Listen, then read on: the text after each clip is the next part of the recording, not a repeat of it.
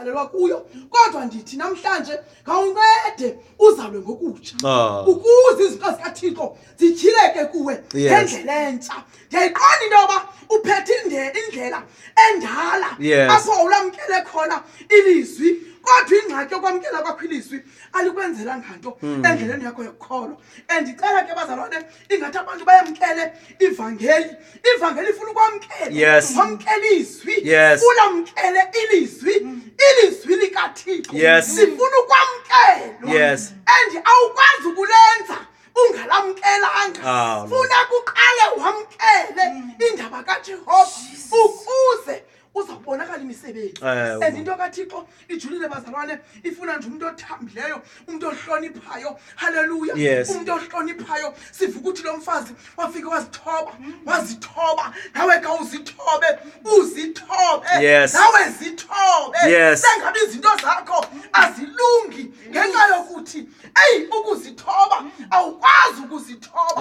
Ungancedakala njengokuzithoba awubuzi into emntwini kodwa izinto uyazazi uba awuzazi. Haleluya.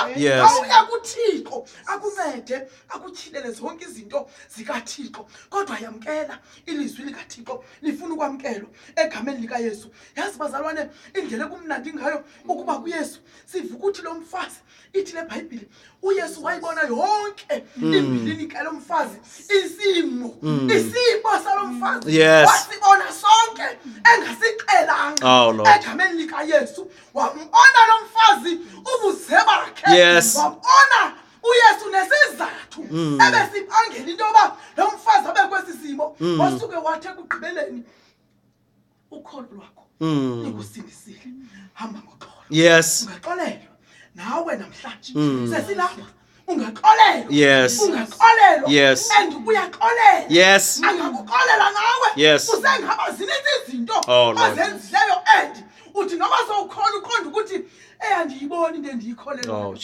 andiyiboni into endinoyiyela enkonzweni. Namhlanje siyakubiza mzalwane wami sithi uYesu unguYesu oxolelayo.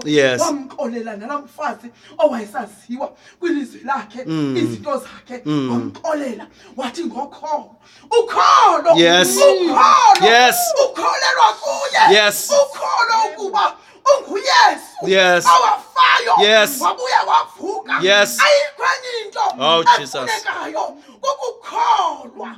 Uzuthi kwenza umsebenzi wakhe uzibona izinto zakho zisenzeka nawe ngendlela ubungayiqondi. Bathi abantu bebekwazi into ubuyiyo amane bebuzana ukuthi ayinguyena lowa ngoba abantu banawo amaxesha akumane bebuzana ngomntuna ngentombazana yaseSamaria babuzana ngayo kodwa yabe yona idibene nomuntu emnandeni wasindisa umphefumulo wakhe.